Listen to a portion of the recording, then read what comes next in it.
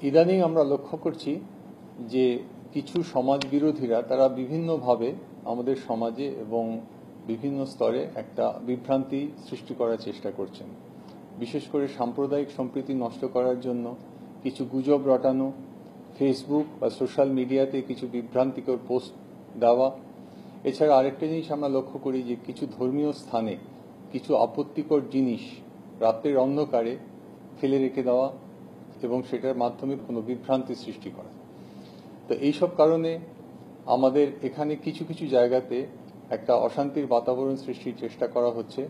বিশেষ করে social media সম্বন্ধে আমি বলতে চাই, যেখানে কিছু পোস্ট করা হয়, যে পোস্টগুলোর মাধ্যমে মানুষের মধ্যে বিভেদ সৃষ্টি করা হয়, একটা সাম্প্রদায়িক সম্প্রীতি নষ্ট করার প্রচেষ্টা হয়। এবং আপনাদের কাছে অনুরোধ করছি যে সেই পোস্টগুলো আপনারা লাইক করবেন না বা সেগুলো শেয়ার করবেন না। এগুলো শেয়ার করলে তার দায়িত্ব আপনাদের উপরেও বর্তাতে পারে।